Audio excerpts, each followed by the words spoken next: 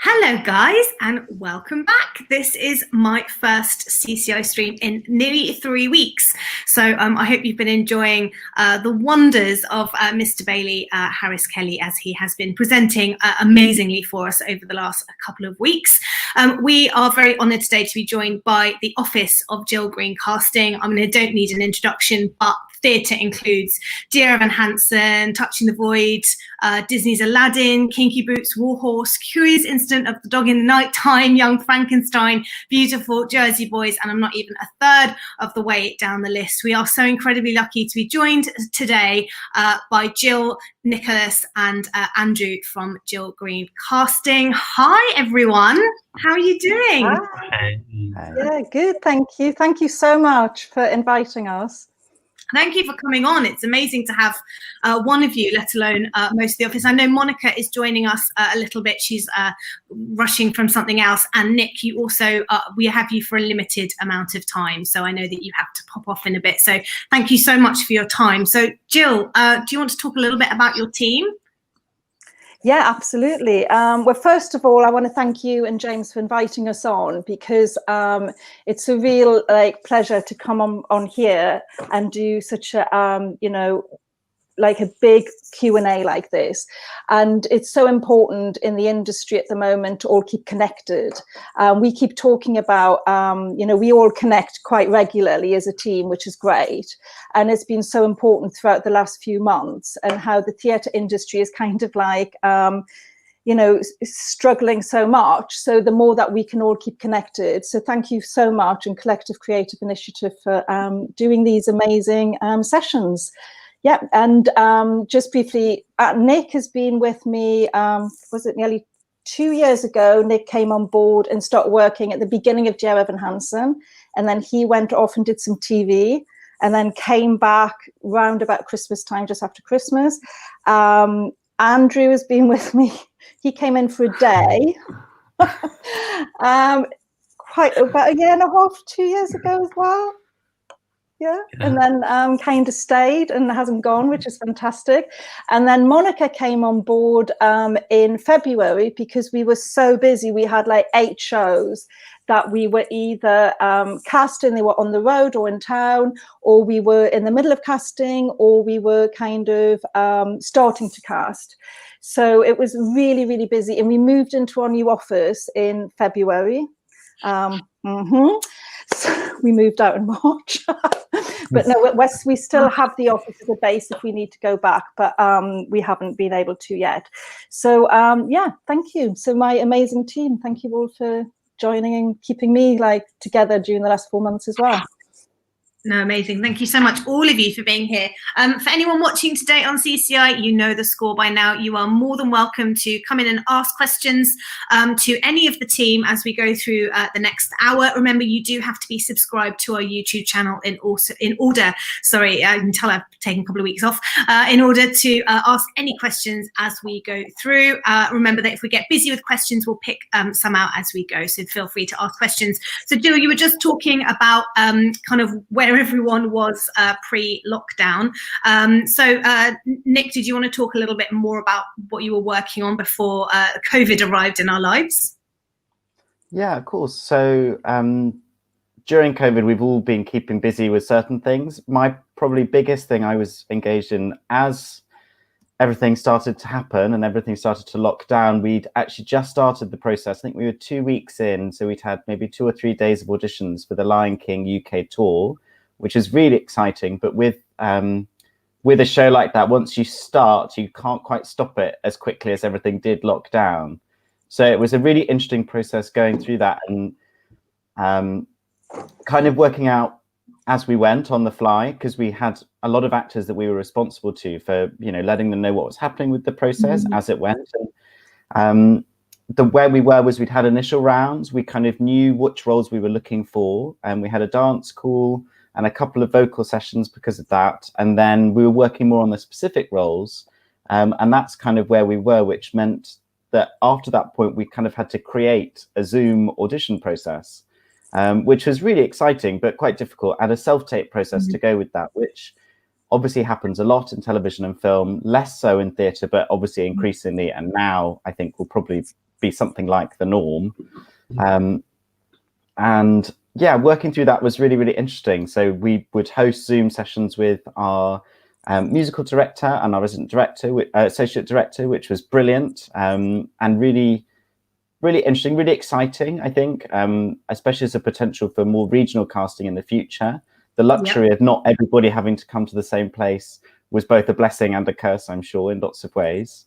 And then managing that process, having recalls on that, asking people to retape with notes, giving people notes in between sessions and feedback ahead of another recall. Unfortunately, that does run, especially with a show like that, you get to a point where you're not really able to do anymore. We weren't able to hold a dance call over Zoom or anything similar. It just isn't possible with how things stand. Similarly, a lot of the characters need to go into puppets. So Timone's and, you know, those hyena characters, it's really impossible to make a decision without putting them in that. We jokingly talked about sending home build it yourself puppets, but I think there was a moment where it became close to not being a joke, which got a bit scary. But it was a really brilliant process. So now we just have that list ready to go for when we can go again, and, you know, as much as possible updated all the actors at every point.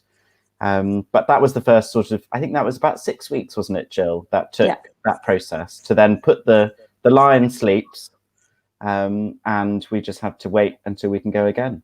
So you've got really far through that casting process. So you have a number of actors now who are just literally waiting to call back in to work with further, like pretty much at the final stage, really. Yeah, exactly. Yeah, which is a lovely place to be in, and amazing that we were able to do that. And huge credit to the creative team on The Lion King, who was so open to it and technologically able as well. Setting it all up with them was remarkably easy, and maybe that's technology and in their credit as well.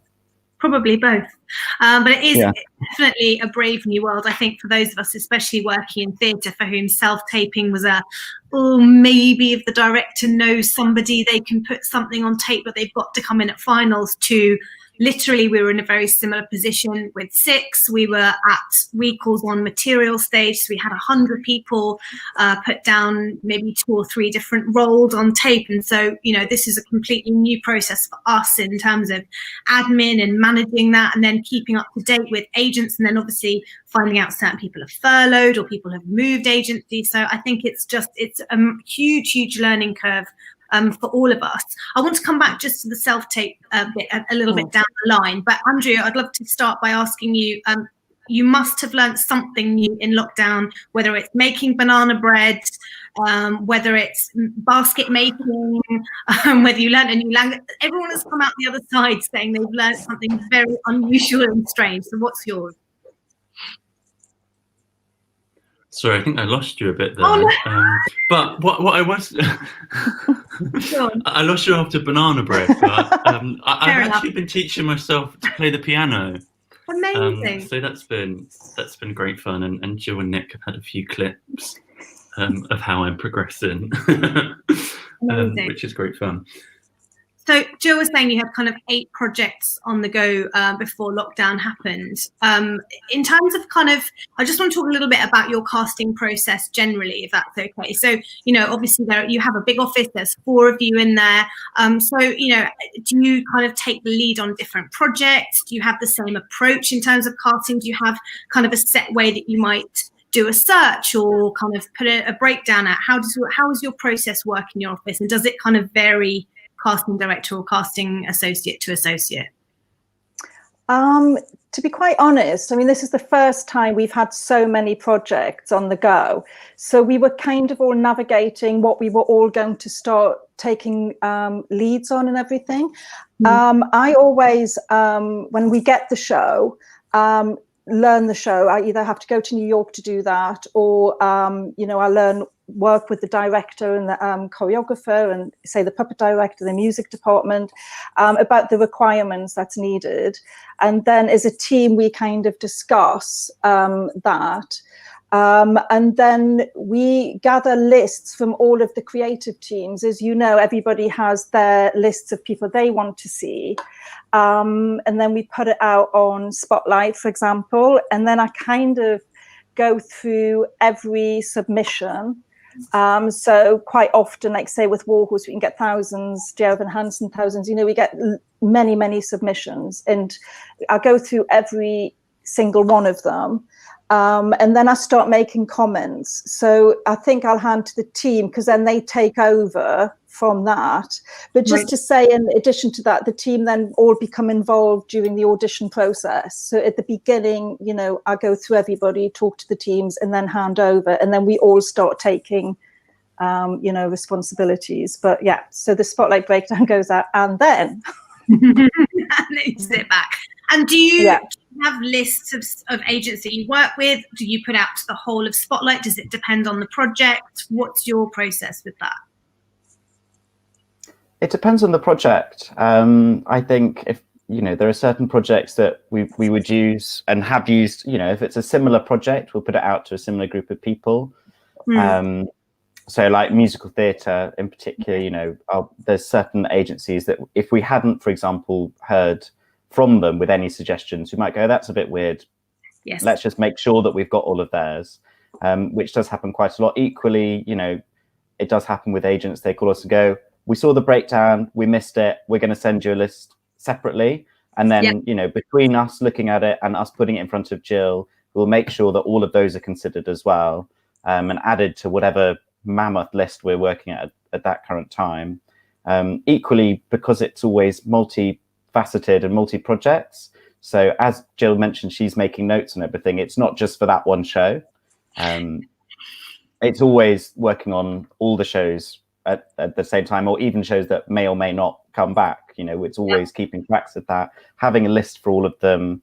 And Andrew and I, and Monica, go through, sort of collate it all into one place and generally say to Jill, there's no way we can see this many people. And we either have to make it work, or we just sort of work it out from there and get towards putting a schedule together and talking to agents and get the ball rolling. It's just work out how to get them all in one room at the same time. And I think as well with something like a show like Gervin and Hansen, which we started off, a long time in advance of the actual in the room casting, we were really lucky that we had a great producer, and I asked if we could do opens and also if we could really outreach, because with the show's topics, we didn't want anybody to feel excluded. So we did. So I asked Stacey Mindich in New York when I went out there, can we just do a huge search? And of course, some producers aren't able to do that, but she says absolutely. So we took that, kind of like ran with that and had no idea the beast we were unleashing. And we kind of got, I think, inundated with the self-tapes and with the open auditions. And it was quite incredible because to be able to outreach that far was so exciting. But as a team, we were like, wow, this is, incredible. And Amy at that point was working with us. And so she worked a lot on, the self-tapes as well. So we were actually quite lucky as a casting office because we'd already started that self-tape kind of process for initial auditions. And tell us about the open call for Dear and Hansen, because, I heard it was quite a lot of people turned up. It was a Pineapple, wasn't it? Yeah, Pineapple were incredible. What a team there. I mean, they were just amazing. And I think as the morning went on, we realised that I think there was over 1,000 people, and it was looped around Covent Garden, like from Pineapple all the way around. Like I think it was 2-3 times it was going around. So I think, we started thinking, right, okay, let's go. And then probably we had about 5 rooms going. And also I had called Nathan at Umbrella Rooms and had said, if this goes mad, can we have a studio there? So he was fantastic and said, yes, we've got overflow. So Heidi, who was working with us at the time as well, ran up to, with a pianist. We had another pianist that we called in, and we had a swing pianist who was running around all the studios. So it was quite incredible. And then I think at about 1 o'clock, we realized there's absolutely no way we can see everybody. Yeah. So our amazing stage management team who went out and collected everybody's CV who was left. And then they all came back to the office at the end of the day, and we collated a list of who we needed to then bring in again. So hopefully everybody got seen, even if it was like another day. Actually, I think we had 4 overflow days from that day.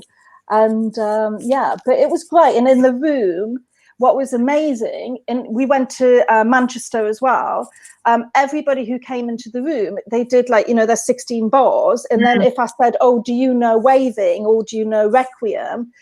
Every single person knew it. So with a show that hadn't even been open, the fan base was just incredible. Yeah. So we had the most extraordinary days.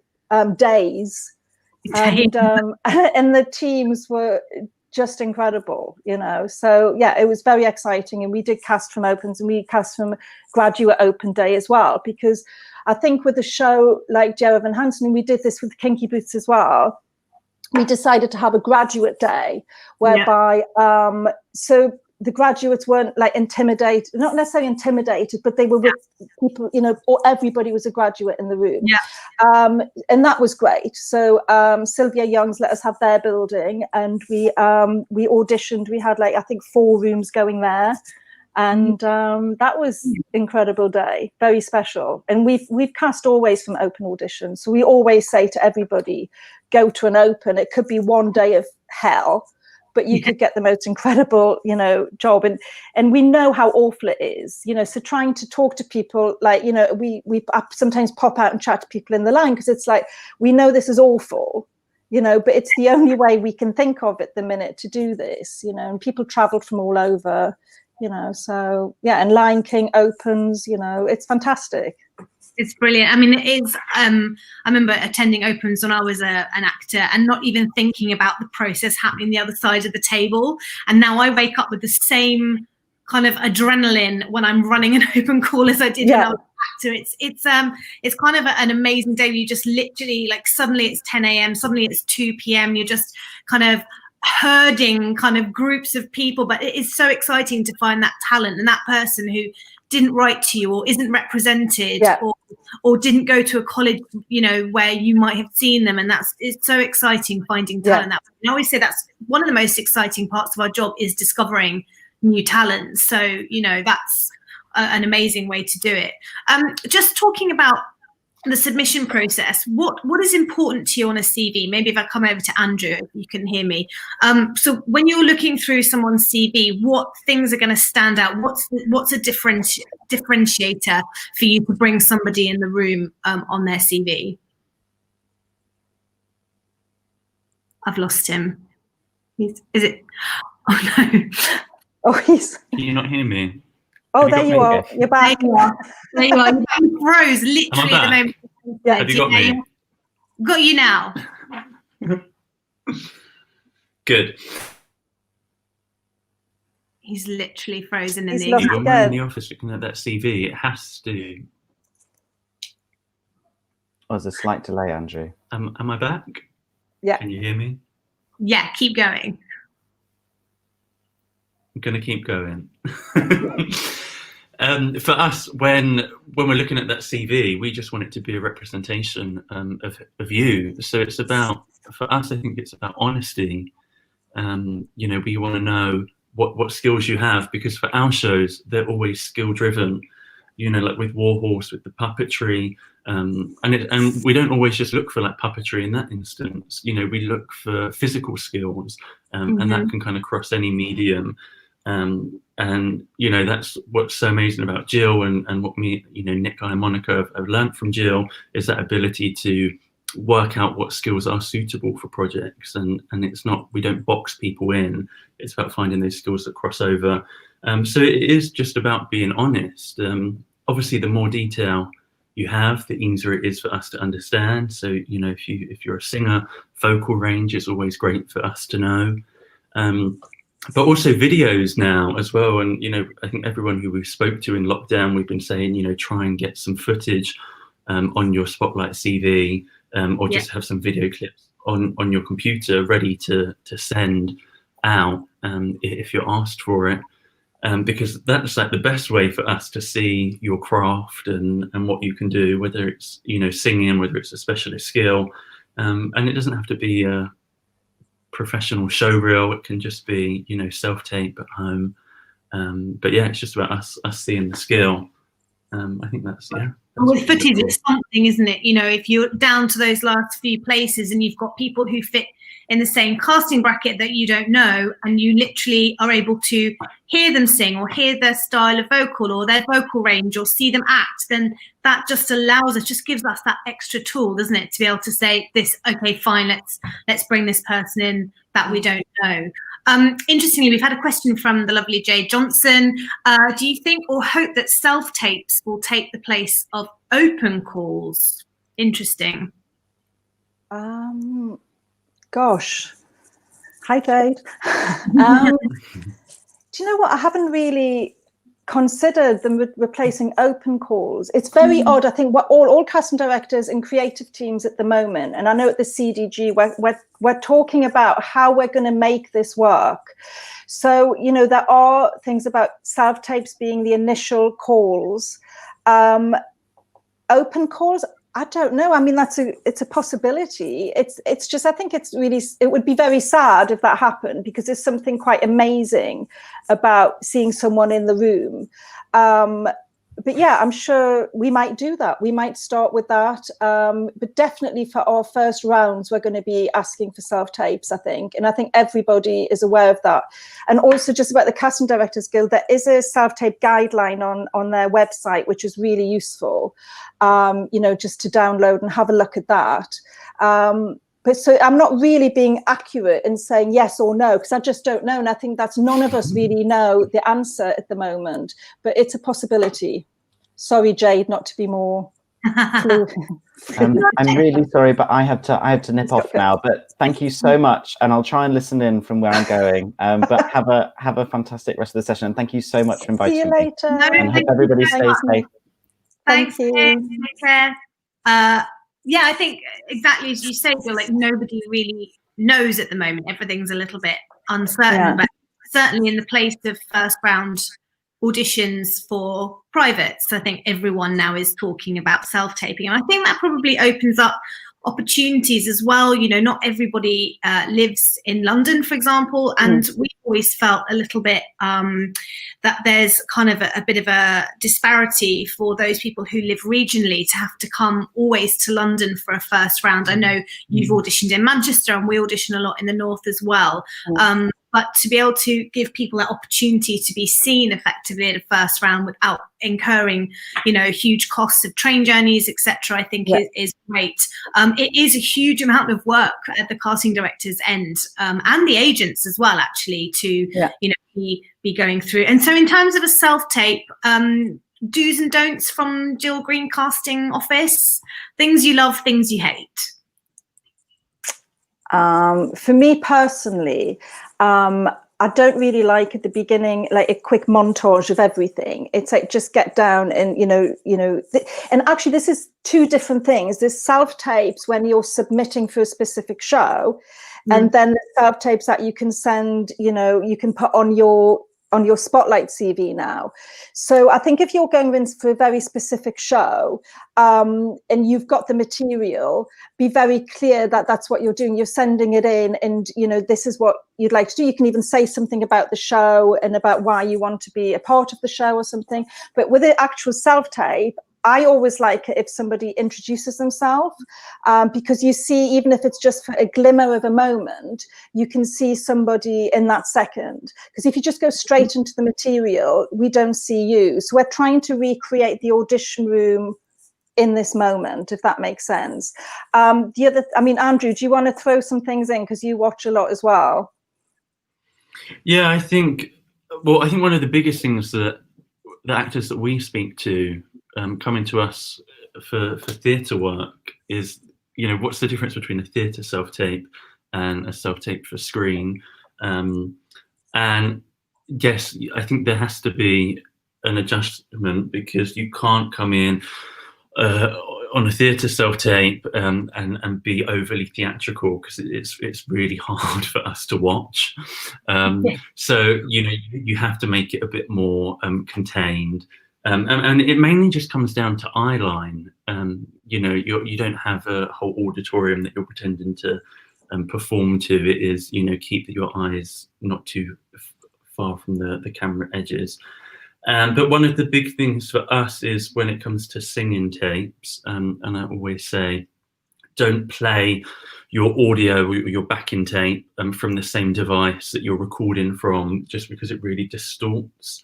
So the best thing to do is, if you've got your camera obviously in front of you, play your recording from behind, because then we just get a nice clean vocal. But as Jill said earlier, that the guide on the CDG website is really, really great for all tech things related to self-tapes and using iPhones and whatnot. We did have... Go on, Jill. Go on. Yeah, because I think another thing is that we get a lot of questions about what equipment do we need? Do we need to buy a camera and all of this? And it's like, don't go out and spend a lot of money. Nobody has much money at the moment in any case. So, just use your iPhone. If you've got a little tripod, great. If not, fine.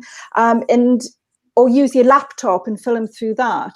I don't think anybody needs to worry about casting directors going, oh my God, the sound quality is not amazing, or we all totally understand everybody's situation at the moment. So even if you upload a self-tape to Spotlight, you can call it self-tape. You can do that. Like, everything is pre-COVID and now.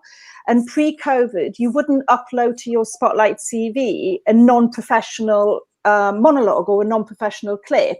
Everything would be from something. Now, like Andrew and Nick were just saying, we want to see a bit of who you are. And we all totally understand, especially for graduates coming out of college, do that, so everybody can see on your Spotlight CV something, and not to worry that it's not the most amazing quality. It's the same if you're submitting for, say, a show like Dear Evan Hansen. If you've got the most amazing vocal, we're not going to say, oh, they're not getting in because their vocal's not right. Their background's not right. If you've got an amazing vocal, so don't overthink everything has to be amazing quality. Got a great question here in from Helena, who says, for self-tapes, do you prefer when people look straight down the lens or slightly off? It's a good question.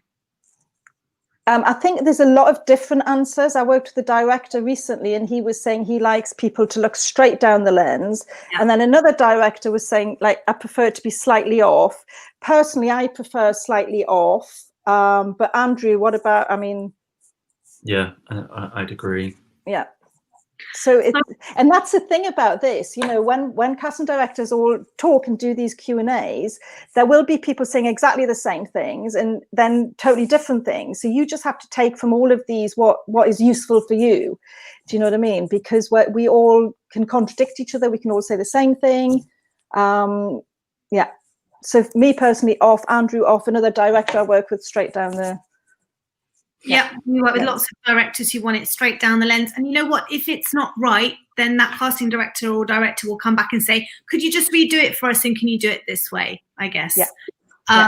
Also, I feel like a lot of self-tape instructions have some direction on, potentially. Yeah. So, if there's no direction at all on how to label it or any of that, perhaps go back and, ask your agent possibly to expand a little bit more. I know that we always send out sort of quite detailed direction on how things should be filmed or labeled, and that's one thing James and I have been saying for 3 months on this platform is follow the labeling instruction.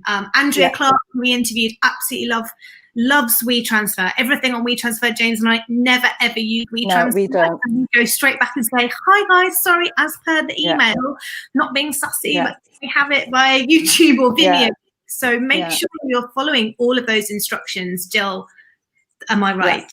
Yeah, we don't like WeTransfer just because it takes so long to upload everything. So absolutely, but also make sure you lock it. It's private. That's another thing. If you are sending it another way. And also the other thing is you can do, which we've used quite a bit with shows recently, is if you put clips of, say, if you're an instrumentalist, you can put a section of that on, because like say when we were casting 101 Dalmatians, and we had a lot of people to see because the skill set was so massive, and we were, you know, all of the creative team wanted us to see people that they knew, and then we wanted to bring people in that we knew. So I would send clips to Sarah Travers, our musical director, and she would then look at the standard or the style of the musicianship, and that helped us to then navigate who we were going to actually bring into the room. Yeah. So I'm just going back. We've had lots and lots of questions. So just going back to self-taping, lovely Simon Adkins says, hi, do you think you can see more people through self-tape or in person in the room? Which is more time consuming? It's really interesting, actually, because I guess you can see, like from a casting director's point of view, I can probably see more people on self-tape. So for an initial round, if we were doing like initial, like, you know, me and Andrew, Nick and Monica looking through self-tapes, we can definitely see more people. But then once it comes to uploading and sending to the creative teams and then waiting for them to look at them and then their feedback. So once you start using, you know, the other parts of the creative team, then it's more time consuming. And I think, I mean, I'm sure you agree, Simon, and everybody who's on the panel, you actually want to be in the room as well. So yeah. And also I would love to have more time in the audition room, you know, and see so many people. It's just not physically possible. We've got lovely Monica is joining us now. I'm going to add her to the stream. Hi, Monica. How are you doing? Hi, Monica. Hey. Hello. Hi. Hello. Welcome. Hello. Thank you so much for joining us. We are live on YouTube. So thank you so much for joining us, Monica. I've got another question from Tommy. Tommy says, hello, what advice, tips can you give students going into the third year regarding auditions and how to get themselves seen as much as they can?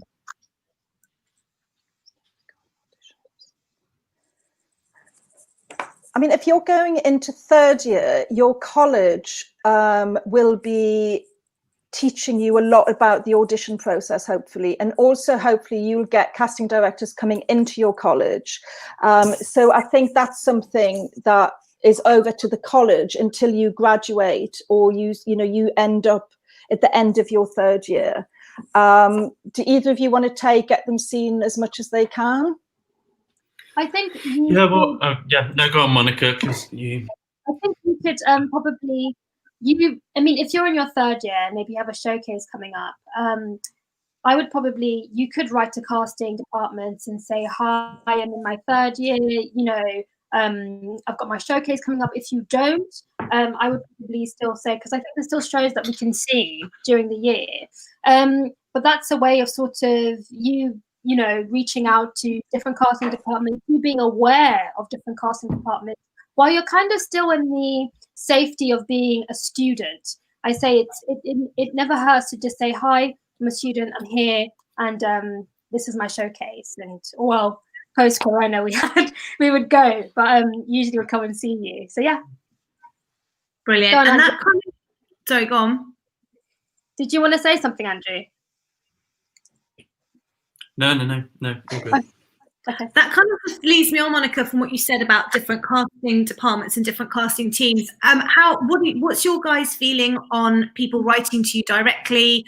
You know, if they don't have an agent, or even if they do have an agent, do you mind people writing saying, hi, I'd love to be seen for Lion King or Dear Evan Hansen? What's your view on that? It varies from team to team.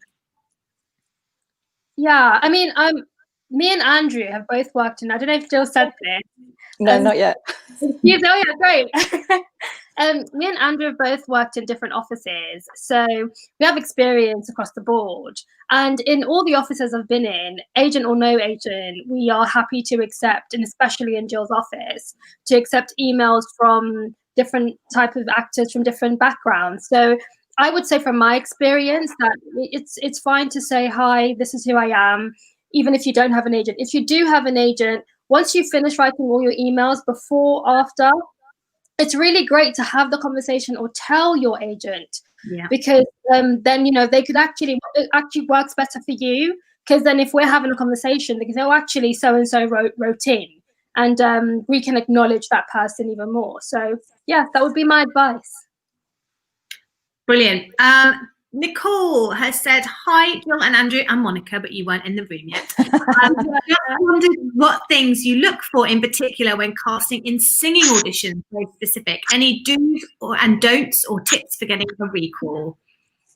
So singing auditions are, to me, having sat through like 20 years of vocal auditions, we do not need to see vocal acrobatics on a first round.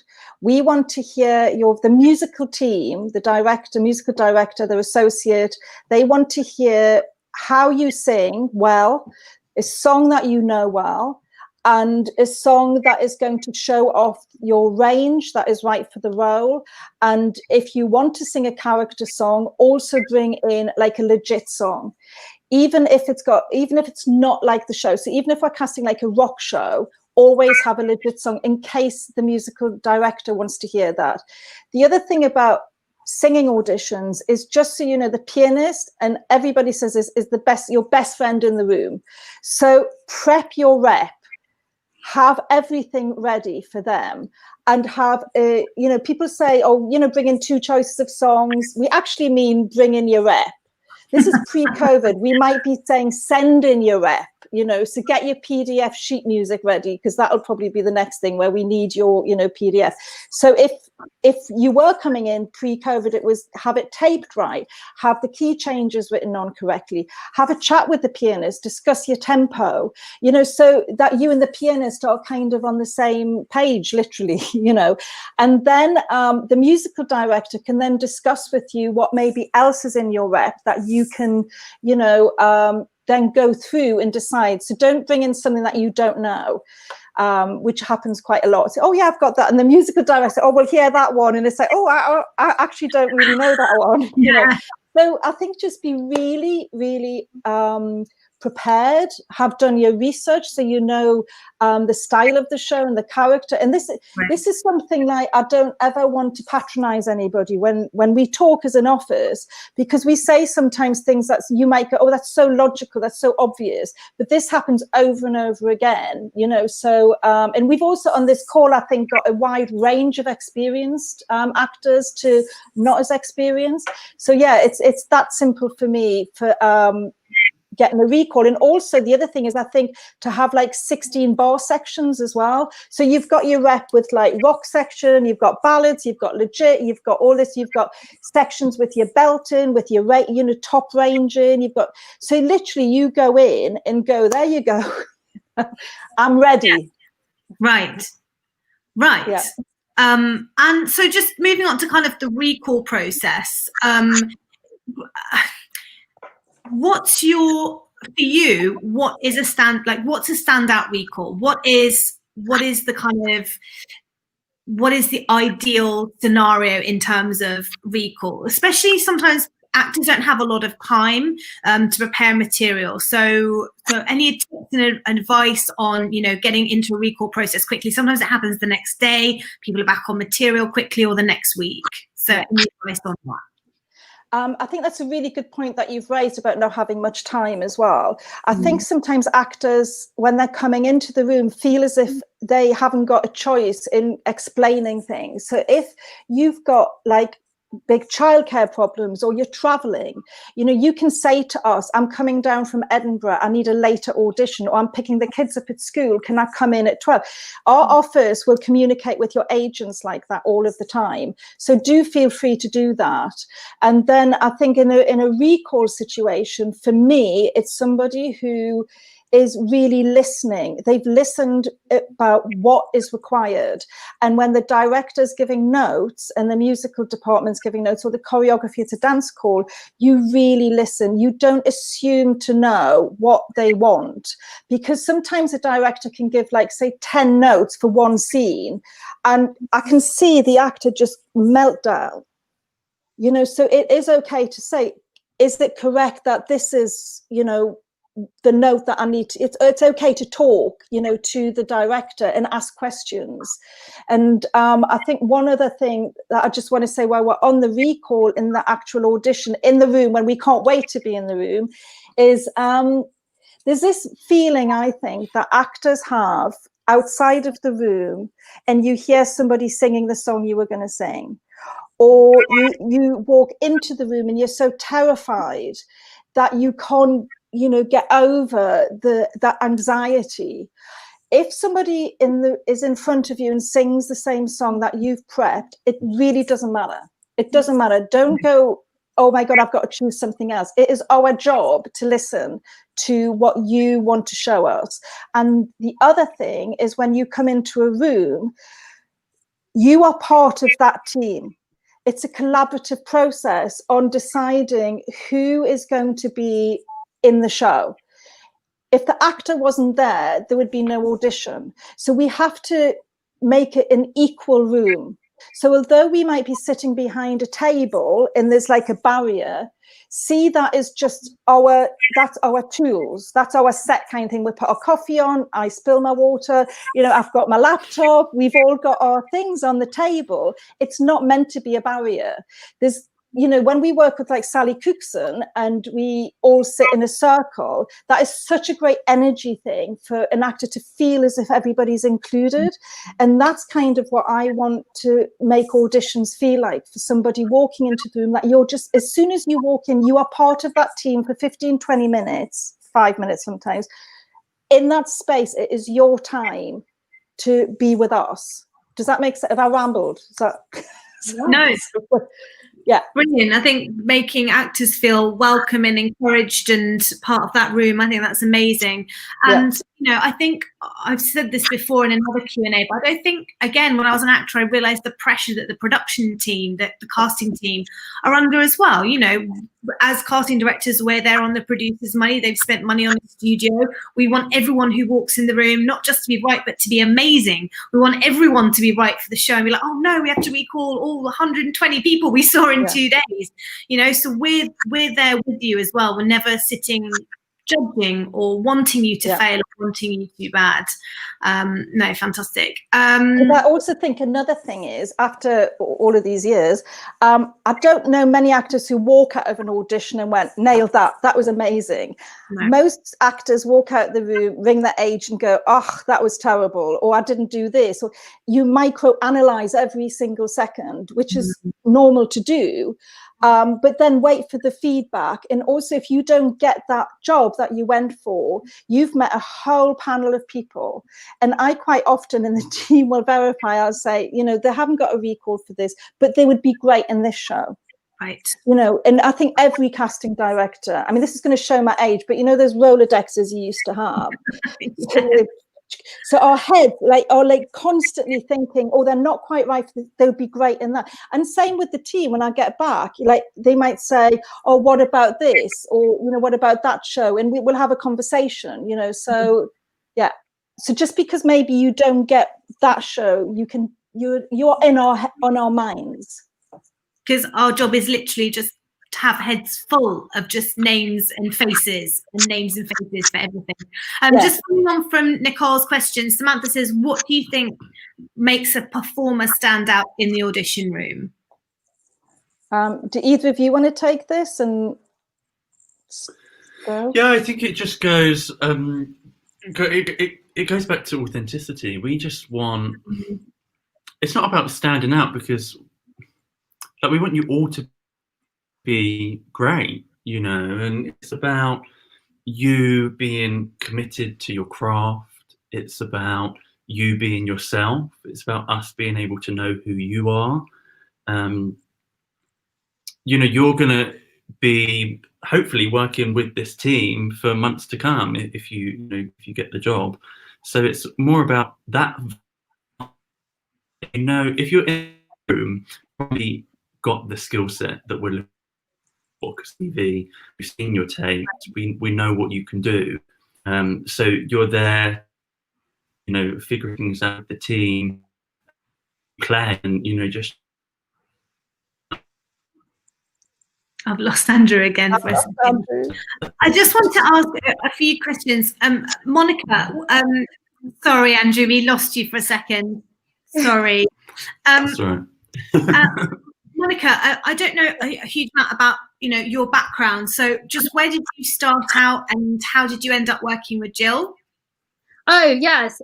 So I started out. I mean, I always did theatre, film, and television. As everyone does, I think, in this business, you start out with acting, don't you? That's your kind of first entrance in.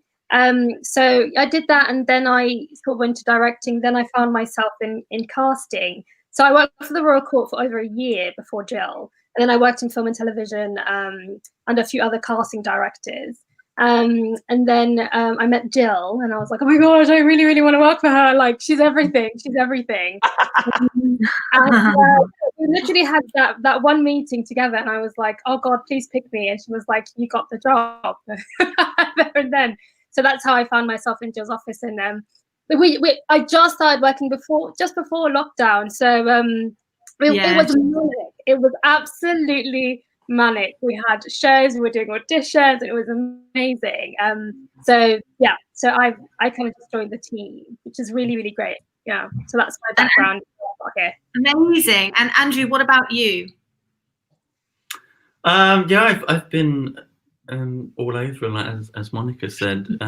So Nick and I used to work on the kids casting for Matilda and School of Rock. So we go back to when we used to do that.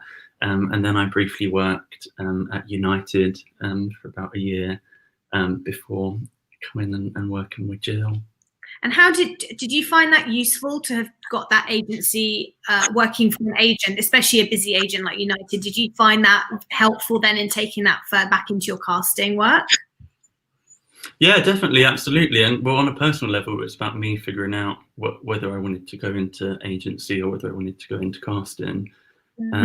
But yeah, definitely, like, what the volume that they have to process on a daily basis really just helps me. Like, when we're in our office, like, you just begin to understand where everyone's at. It's not just like all about us.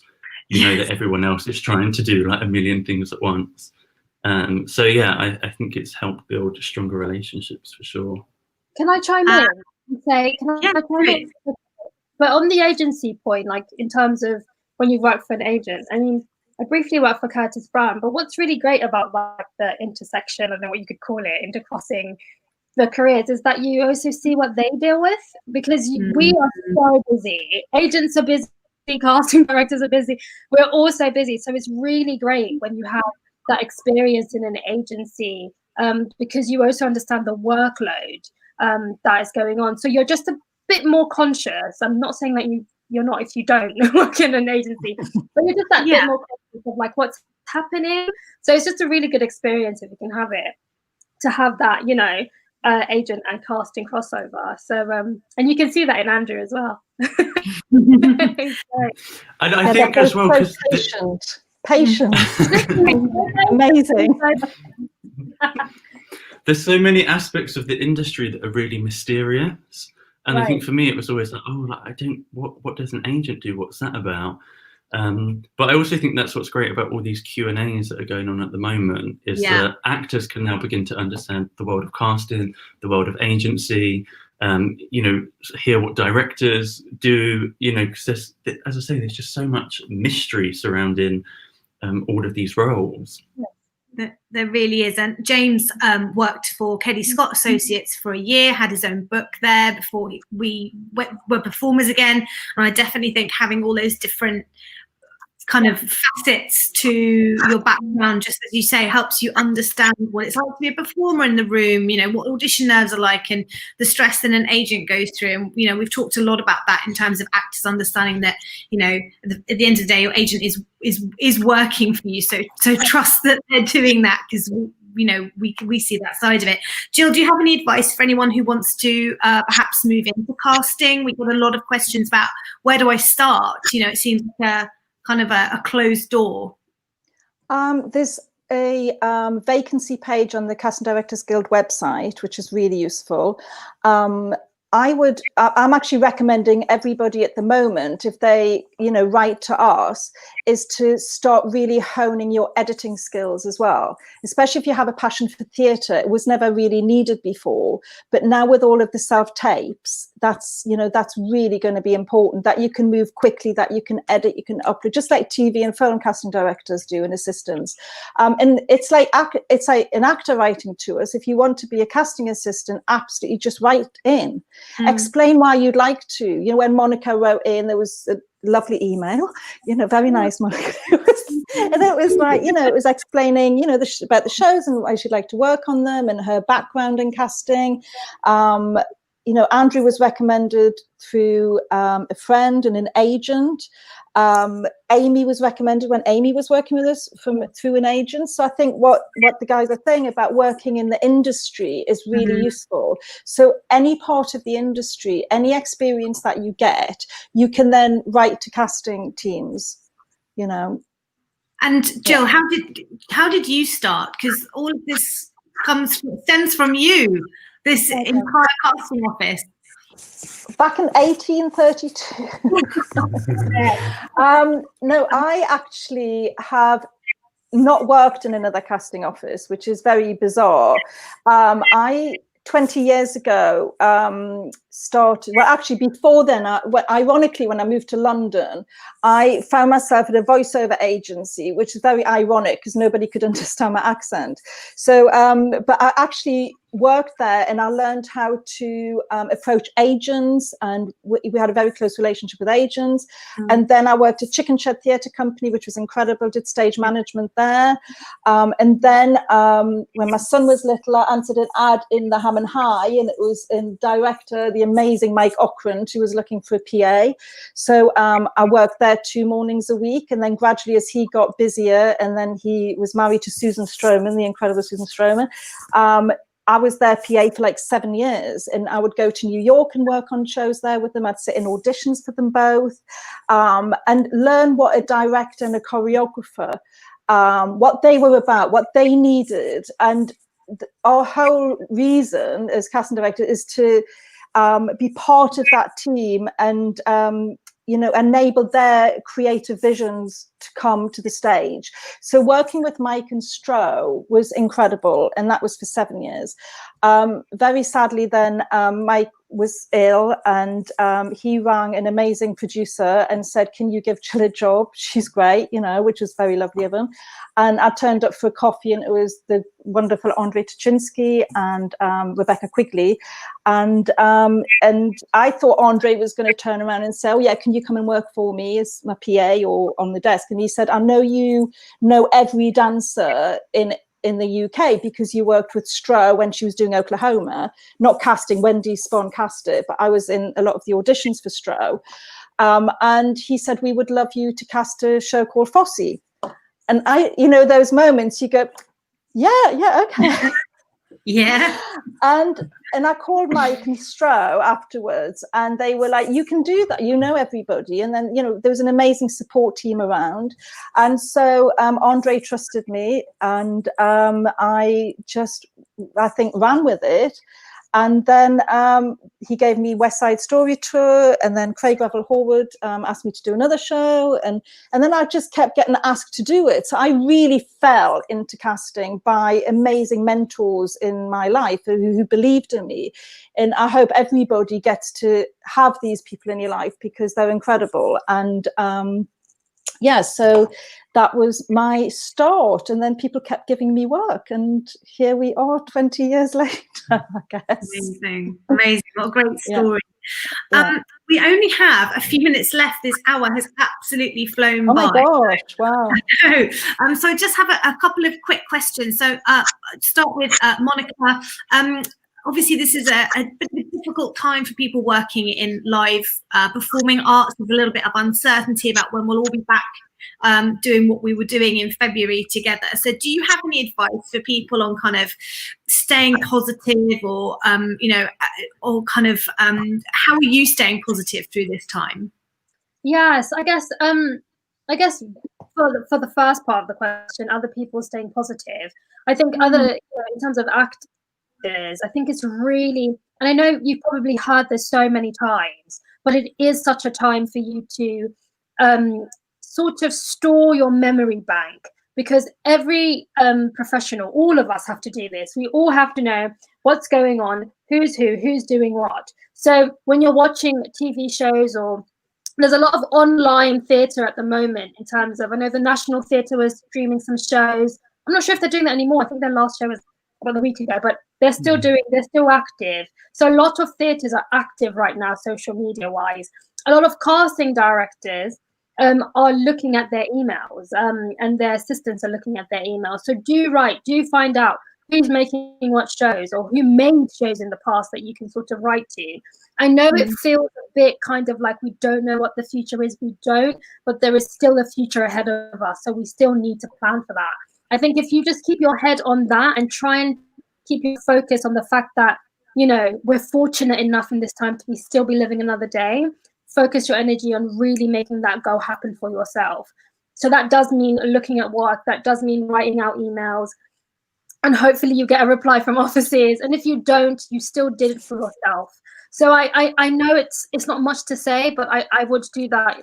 I would say that to actors, you know, just to keep yourself and your brain moving and your engine moving, because I do know it's a dark time, and it's something I'm doing, and it's something that, you know, our office, we always meet up, right, and we have chats and we just talk, and we're like, what's going on? We do check-ins with each other. So it's I just wanted to ramage in the reality of our situation, but also the fact that we still have a life to live and dreams to make happen. So I would say do that. I hope that was really great advice. Really great advice. Thank you. And Andrew, you know, what advice would you give to actors through their career? What can you, throughout their career, if you could give people three pieces of advice, what would it be? Ooh. Yeah. One would be craft your career. I literally have a perfect image of him, and then every time I ask a question, he talks out. Great, amazing. Yes. So point one is craft your career for what you want it to be. You know, and we always ask actors these questions when we speak with them. You know, like, what are the roles that you want? And it's not about the roles that people tell you you'll be good at, or you should be doing this. No, it's about, like, what are you passionate about? Like, what is going to drive you? Otherwise, you know, you're just falling into this motion of having to have the singing lesson, having to go to dance class. But really, like, find the passion within you, and what roles are going to, you know, make you feel fulfilled at the end of the day. Do you still want two more from me? I'll do one more. Go on. I'll put you on the spot. One more thing. One more career advice. Oh, I guess it kind of comes off the back of that. What, you know, one is finding your passion. Two is being dedicated to your craft. You know, because this isn't just about going for auditions and that's it. You know, you have to be dedicated to understanding, you know, what the life of the actor, and committing yourself to the voice work and the physical conditioning and engaging with text. You know, it's all of those things that make you a better artist. So yeah, that's number two. Do you want Monica, number three? It's 100% all research anyway, so that's always the best way for you. Like, the best career advice I've ever got is anything that you want to do, you have to put the time and the research into it, because it's all information that recycles itself, and it shows up in the most extraordinary ways. But you never know what is out there until you research it, until you put your time into that. So I'd probably jump on Andrew's third advice there, is just do the research. Can I just add something about at the present time? You can be working on your, like I said, prep your singing rep. You can be working on monologues and exploring text and working with, you know, maybe director friends that you've got, and start analysing, you know, the songs and the characters, and, you know, really throw yourself into that. But another thing that I think we really want to say to everybody is it is okay to not do anything as well, because that it's great to have everything and be honing your skills and prepping and researching and all of that, but it can be quite exhausting, and you have to look after yourself at this time. And I know it's mentioned at the beginning, but taking care of yourself, being kind to yourself, and to, you know, for everybody, to treat everybody with huge kindness at the moment, because it's a very scary time. And also trust that we will be back. You know, the industry will survive this. We've got the most amazing minds in the producers and, you know, agents helping out, and everybody coming together. It's a pity the government aren't listening, but they will. And, you know, we are all working really hard to get this industry back. So I think at the end of it, you really want to be that positive feeling, you know, that we all want to have. I think that's an absolutely perfect place to finish this Q&A, unless any of you have anything else to add. But I feel like we've taken up an hour of your very precious time. So to Monica, to Nick, who had to leave us, to Andrew, and to Jill, thank you so much. I know the minute we sign up, we'll get hundreds of thank yous, but just so you can see a few of them. Nicole says thank you. Ellen Louise has been so thank you. Useful, thank you. I've got so many notes. Tanea says thank you for a great Q&A. Lizzie, this is really lovely. It's nice to feel connected within the industry when it's all quite quiet. So to all of you, thank you so much. I'm going to take you out of the live stream, so I'm just going to say goodbye to everyone, but hang out in the studio. I just want to say thank you so much. Thank you to you. Thank you. Guys, thank you so much for getting involved and all of your questions this afternoon. That is it for today's sessions. Tomorrow, a slight change to what was published last week, so make sure you are checking the classes calendar daily. We've had some switches around. So we've got Directing Classics, a workshop with Atri Banerjee tomorrow morning. We've got Negotiating Your Break in Contemporary Musical Theatre with the lovely Connor Tonkinson. Sean Reeves is back with Martina. We are making that session happen. They had some tech issues last time, but we're going to be doing analysis for self-taping within drama, comedy soaps with Sean. And then Meriel is back with guided meditation at 3 o'clock, and then the lovely Jackie Kabuka at 5 o'clock with street dance class. Have a lovely evening, everybody. There are so many more thank yous. Oh my gosh, I know Jill and her team can still see these. People are just saying thank you, very informative. Thank you, thank you, thank you. Thank you. Thank you. There are just so many. Thank you so much, guys. Have a really lovely evening. And James will be back tomorrow morning. I know you've missed his face, back on CCI at 10 o'clock.